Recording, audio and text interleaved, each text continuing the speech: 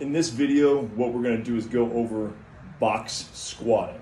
We already know how important squatting is and how good it is for our bodies, but if it's done wrong, or if we have tired joints, angry ligaments, things like that, it's hard to get into the good position to make the squat beneficial without pain.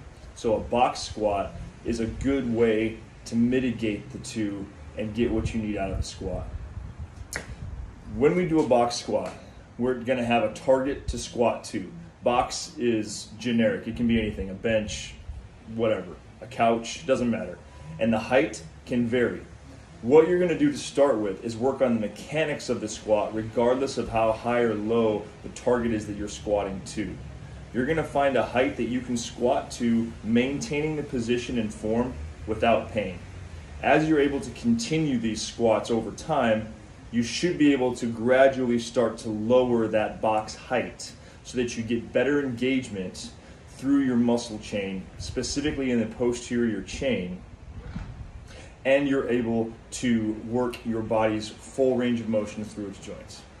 So in any squat, we have four basic things that we need to be aware of. That's feet, knees, depth, and chest. So our feet should always be outside of shoulders. Our toes should be maybe slightly out. Our knees need to always track out over our second toe. That's very important. We don't want to have our heels getting light when we squat and our knees tracking in. We always want to stay out in that strong position. The third thing we need is depth. In a full range of motion squat, our hips are going to get past our knees.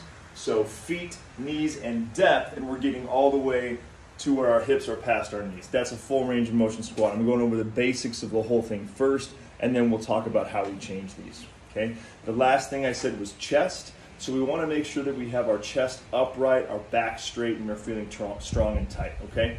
So I want to make sure that my ribs are pulled in tight, my back is secure, big breath, squeeze, and I have a nice upright position throughout that range of motion.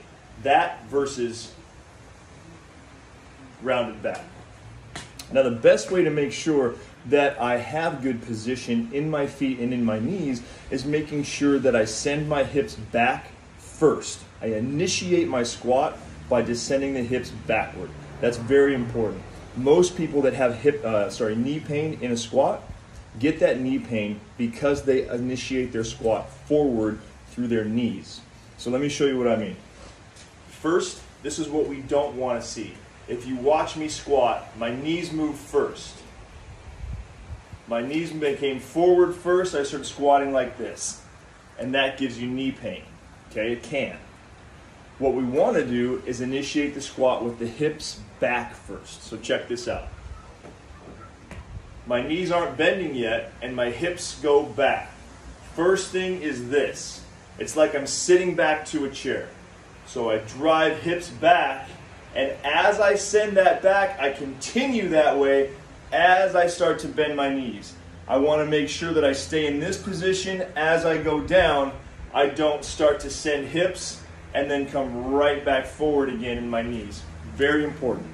That's the biggest thing we want to be aware of is, am I sending my hips back and down to take the pressure off the front side of my knees when I squat? Okay?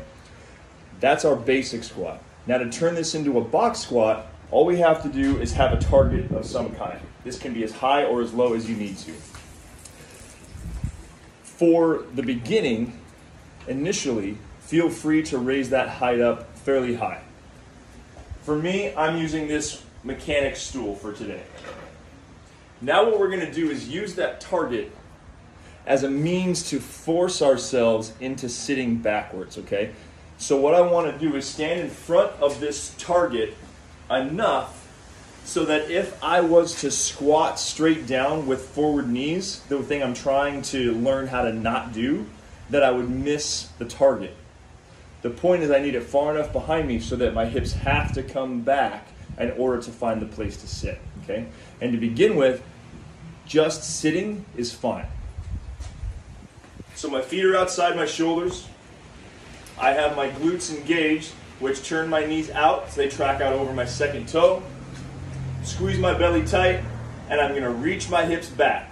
So remember, I'm not doing knees forward, I'm going hips back.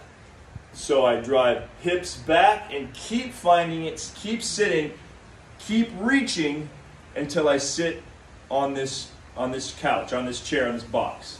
Now what I'm going to do is maintain tight, strong trunk, and I'm going to avoid rounding my back. I haven't moved my feet. They've not lifted, they haven't shifted.